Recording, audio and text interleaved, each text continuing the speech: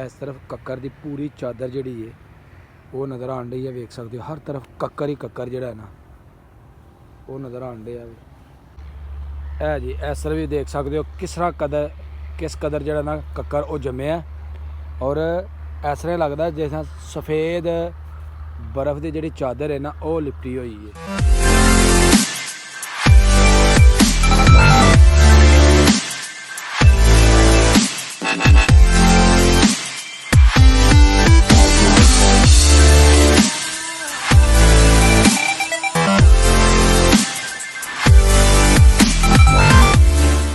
अस्सलामुअलैकुम, welcome to my new vlog.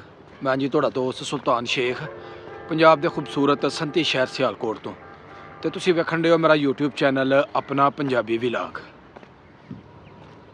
पोह दा महीना जिहड़ा वो लंघ गया ते हुण जनाब 10 जिहड़ी है ना वो मांगदी है ते धुंध भी शदीद है ते ठंड भी जिहड़ी है वो भी धुन के पैण डई है ते दोपहर के टाइम जो ना मौसम बड़ा ज़बरदस्त हो जाता, धुप्पे बहन का बड़ा मज़ा आता है।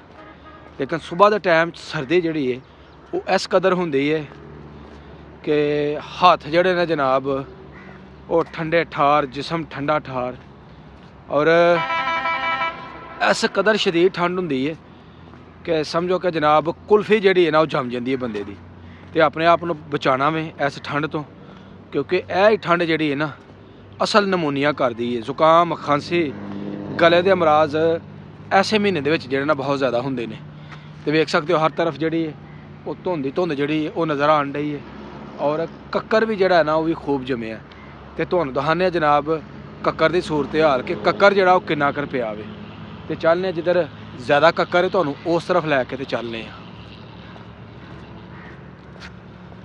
वेख सकते हो बन्नियां दे उपर जोड़ा कक्कर है ना किस कदर जमया, मट्टी के उपर कक्कर जोड़ा ना जमया में।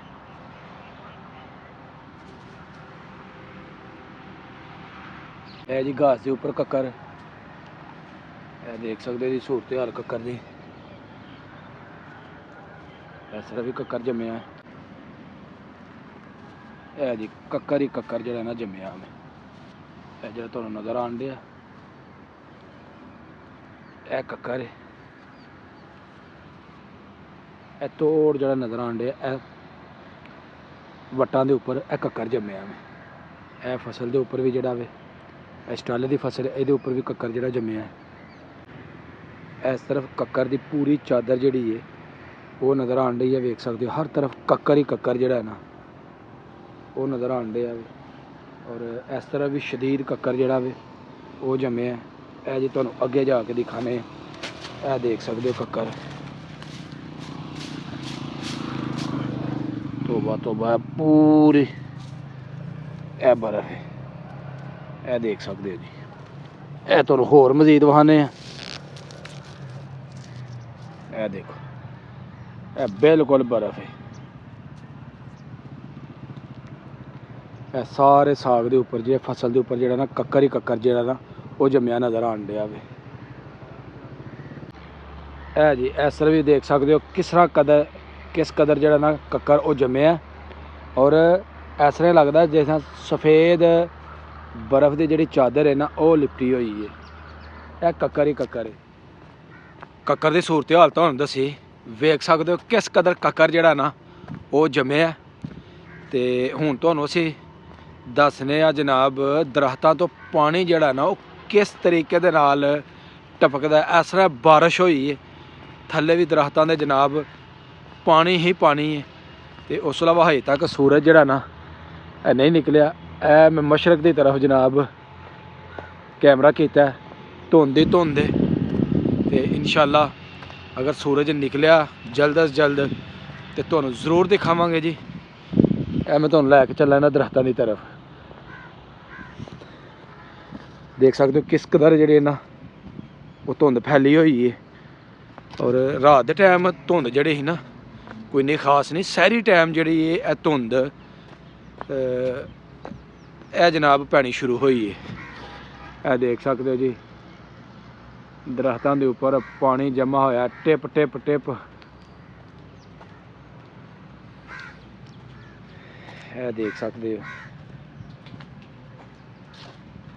ਆਵਾਜ਼ ਸੁਣੋ ਟਿਪ ਟਿਪ ਦੀ। ਸਾਰੇ ਮੌਸਮ ਜਿਹੜੇ ਨੇ ਨਾ ਉਹ ਰੱਬ ਦੇ ਬਣਾਏ ਹੋਏ ਨੇ, ਤੇ ਰੱਬ ਦੇ ਜਿੰਨੇ ਵੀ ਮੌਸਮ ਨੇ ਨਾ ਬੜੇ ਹੀ ਬਾ ਕਮਾਲ ਨੇ। ਮਜ਼ਾ ਆਉਂਦਾ ਇਹਨਾਂ ਮੌਸਮਾਂ ਦੇ ਵਿੱਚ। ਤੁਸੀਂ ਵੀ ਮੌਸਮਾਂ ਨੂੰ ਇੰਜੋਏ ਕਰਿਆ ਕਰੋ, ਅੱਲਾ ਦਾ ਸ਼ੁਕਰ ਅਦਾ ਕਰਿਆ ਕਰੋ ਕਿ ਅੱਲਾਹ ਤਾਲਾ ਨੇ ਸਾਨੂੰ ਜਿਸ ਹਾਲ ਦੇ ਵਿੱਚ ਵੀ ਰੱਖਿਆ ਨਾ ਉਹਦਾ ਲੱਖ ਹਾਂ ਮਰਤਬਾ ਸ਼ੁਕਰ ਹੈ। ਤੇ ਇਹ ਮੇਰੇ ਪਿੰਡ ਦੇ ਜੀ ਸਰਸਬਜ਼ ਖੇਤ, ਮੇਰੇ ਪਿੰਡ ਦਾ ਇੱਕ ਖੂਬਸੂਰਤ ਨਜ਼ਾਰਾ। ਸੁਬਾਹ ਬਾਹਰ ਜਦੋਂ ਨਿਕਲੀ ਤਾਂ ਬੜਾ ਮਜ਼ਾ ਆਉਂਦਾ ਕਿ ਇਹੋ ਜਿਹੇ ਆਪਣਾ ਜਨਾਬ ਵਾਕ ਕਰਕੇ ਤਾਜ਼ਾ ਤਾਜ਼ਾ ਆਕਸੀਜਨ, ਫਰੈਸ਼ ਜਨਾਬ ਆਪਣਾ ਇਨਵਾਇਰਮੈਂਟ, ਤੇ ਮਜ਼ਾ ਹੀ ਕੁਛ ਹੋਰ ਹੈ। ਬਾਹਰ ਮੈਂ ਡੇਰਿਆਂ ਦੀ ਤਰਫ ਆ ਗਿਆ। ਬੜਾ ਖੂਬਸੂਰਤ ਡੇਰਾ ਹੈ।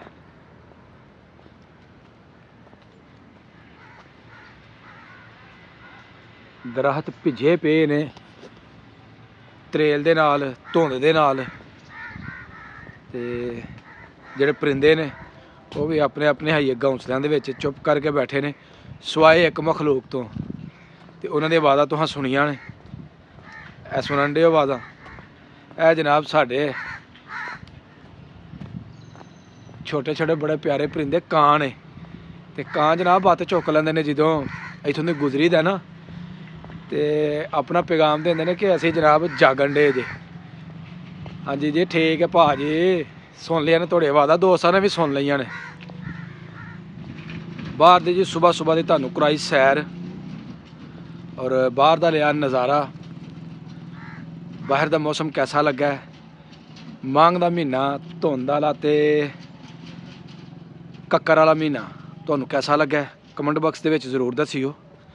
ਤੇ ਇਹਦੇ ਨਾਲ ਹੀ ਮੇਰੀ ਅੱਜ ਦੀ ਵੀਡੀਓ ਹੋ ਗਈ ਮੁਕੰਮਲ। ਵੀਡੀਓ ਲੱਗੇ ਚੰਗੀ, ਵੀਡੀਓ ਨੂੰ ਲਾਈਕ ਕਰਨਾ, ਸੋਹਣਾ ਜਿਹਾ ਕਮੈਂਟ ਕਰਨਾ, ਕਮੈਂਟ ਬਾਕਸ ਦੇ ਵਿੱਚ ਆਪਣੀ ਹਾਜ਼ਰੀ ਜ਼ਰੂਰ ਲਗਵਾਉਣੀ ਹੈ। ਔਰ ਜਿਹੜੇ ਦੋਸਤ ਚੈਨਲ 'ਤੇ ਨਏ ਨੇ ਉਹ ਜਲਦੀ ਜਲਦੀ ਚੈਨਲ ਨੂੰ ਸਬਸਕ੍ਰਾਈਬ ਕਰ ਲਓ ਤਾਂ ਕਿ ਆਉਣ ਵਾਲੀ ਵੀਡੀਓ ਤੁਹਾਡੇ ਤੱਕ ਬਰ ਵਕਤ ਪਹੁੰਚਦੀ ਰਹੇ। ਮੈਨੂੰ ਦਿਓ ਇਜਾਜ਼ਤ, ਆਪਣਾ ਬਹੁਤ ਸਾਰਾ ਖਿਆਲ ਰੱਖਿਓ। ਰੱਬ ਰਾਖਾ।